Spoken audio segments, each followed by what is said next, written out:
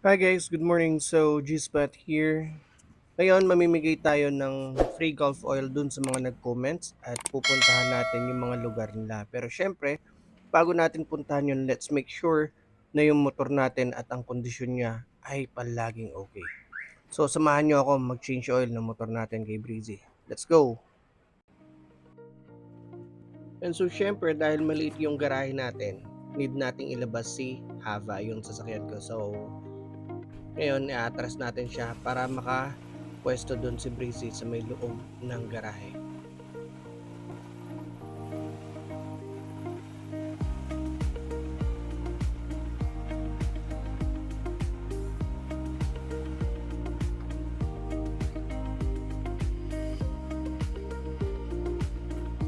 At syempre, dahil makalat yung garahe natin, ayaw natin magtrabaho ng makalat yung pwesto natin.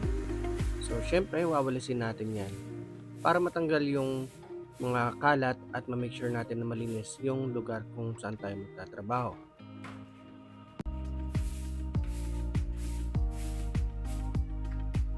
At dahil nga nalinis na natin yung pwesto ng pagtatrabaho na natin, lilipat na natin si Breezy doon sa may mini platform na ginawa pa ni Papa. Dual purpose yan actually.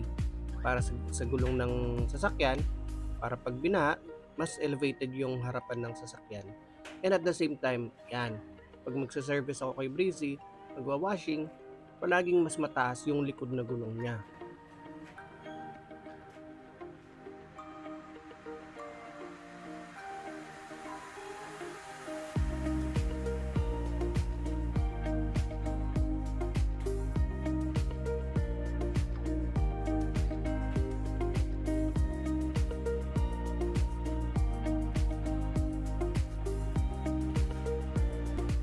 At syempre dahil umpisa na natin ang pag-change oil kay Breezy, kailangan na natin i-release din yung used oil sa loob ng makina.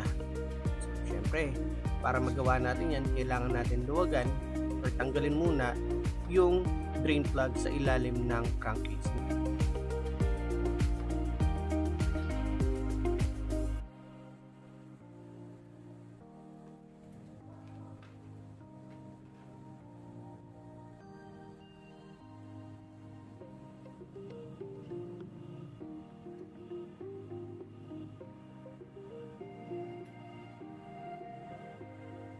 At syempre as part of the maintenance, kailangan natin i-make sure na na-check din natin yung drain plug ng motor natin. Make sure na hindi pa ito lost thread or kailangan na bang palitan. At sa part nga na to, pupunuin na natin ang pagmamahal si Breezy. Syempre, given the fact na 8 years old na siya at may katandaan na, dapat alagaan nating maigi ang makina niya dahil dito siya kumukuha ng lakas sa araw-araw. Actually, every 1,000 kilometers nga pala, pinapalitan ko na kaagad yung langis ni Breezy. Kayo guys, every ilang kilometers kayo bago kayo mag-change oil? Comment down below nga para malaman din natin.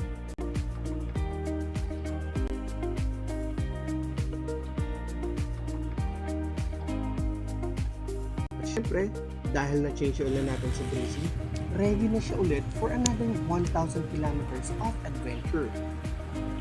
Ngayon, ready na natin puntahan yung mga nag-comment na bibigyan natin ng mga libreng golf oil. Comment down below naman kung saan yung lugar mo.